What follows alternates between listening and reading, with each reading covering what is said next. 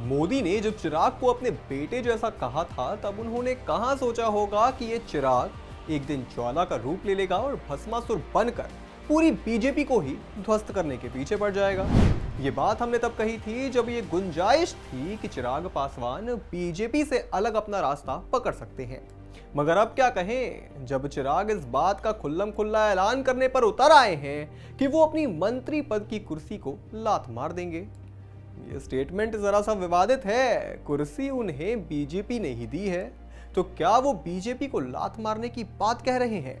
क्योंकि इससे पहले चिराग ये कह चुके हैं कि वह झारखंड के अंदर बीजेपी से अलग चुनाव लड़ सकते हैं। तो आखिर चिराग के मन में चल क्या रहा है, इसी पर देंगे आज आपको डिटेल रिपोर्ट। पर उससे पहले अगर आपने हमारे चैनल को सब्सक्राइब नहीं किया है तो अभी सब्सक्राइब कर लीजिए और बेल आइकन दबाना ना भूलें। नमस्कार, मैं हूं आपके साथ स्नेह श्रेयस। आप देख रहे हैं आई ऑन भारत। देखिए, चिराग के तेवर इस वक्त जरा बदले हैं। खुद को प्रधानमंत्री नरेंद्र मोदी का हनुमान बताते आए चिराग पासवान अलग ही मोड में दिख रहे हैं।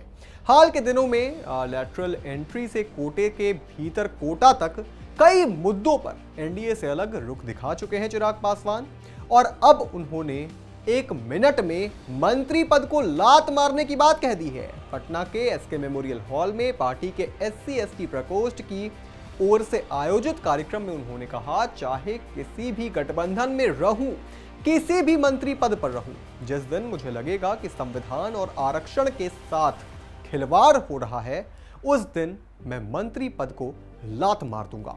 जैसे मेरे पिता ने 1 मिनट में मंत्री पद त्याग दिया था, उसी तरह 1 मिनट में मंत्री पद त्याग दूंगा। चिराग के हालिया बयान को एनडीए में उनकी नाराजगी से जोड़कर देखा जा रहा है। इसकी भी अपनी वजहें हैं। चिराग पासवान की राजनीति अब बिहार के साथ दूसरे राज्यों में LJPR को विस्तार करने की चल रही है। वह नागालैंड में विधायक होने का हवाला देते हैं।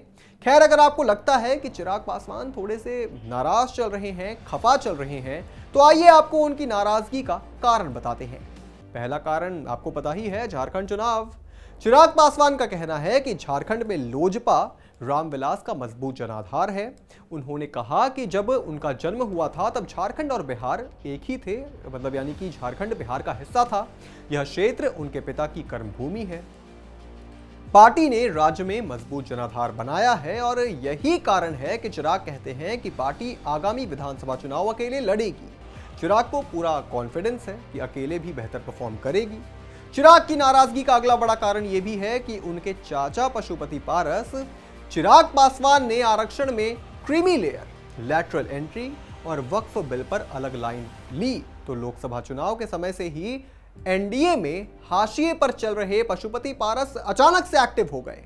बिहार बीजेपी के अध्यक्ष ने पशुपति पारस से मुलाकात की और फिर चिराग के चाचा दिल्ली पहुंच गए गृह मंत्री अमित शाह से मिलने। पशुपति पारस की बीजेपी में अचानक पूछ बढ़ी तो चिराग ने मुंह फुला लिया। चिराग की नाराजगी का एक बड़ा कारण बिहार चुनाव भी है। पशुपति पारस ने बीजेपी के शीर्ष नेताओं से मुलाकात के बाद कहा था कि विधानसभा चुनाव में लोकसभा चुनाव जैसा नहीं होगा। यह इस बात का संकेत है कि पशुपति पारस की पार्टी बिहार चुनाव में मैदान खाली छोड़ने के मूड में नहीं है। अगर ऐसा हुआ तो चिराग की पार्टी का कोटा कम हो जाएगा और इस बात से चिराग पासवान थोड़े से परेशान हैं। मगर सवाल उठता है कि जिसे कई दिनों से कुछ खाने को ना मिला हो, वो इस बात पर खाना ठुकरा सकता है क्या कि उसकी रोटी में घी नहीं लगा है? तो बस यही बात चिराग पर भी लागू होती है। कई मुद्दों पर अपने जो है वो बीजेपी से उन्होंने अलग लाइन तो पकड़ ली, जैसे कोटे के भीतर कोटा, लैटरल एंट्री। कोटे के भीतर कोटा के खिलाफ जब विपक्ष ने भारत बंद का आह्वान किया था तो चिराग पासवान ने बंद का समर्थन कर दिया था। जाति जनगणना का भी चिराग समर्थन कर चुके हैं। मगर सवाल है कि चिराग इतने तेवर किस बूते पर दिखा रहे हैं?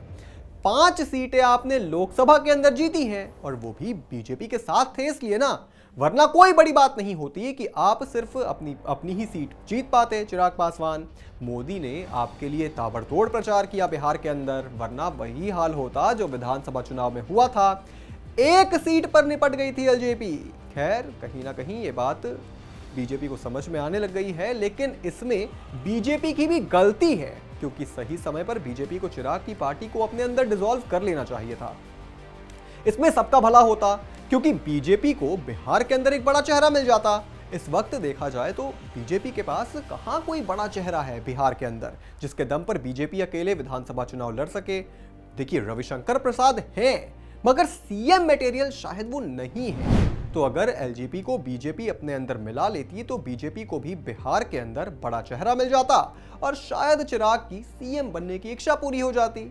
उन्हें दलित होने का फायदा भी मिल जाता, क्योंकि अब तो चिराग बीजेपी के लिए बैकफायर कर रहे हैं। मोदी के कारण लोकसभा में बैठे हैं और बीजेपी के लिए गड्ढा खोद रहे हैं।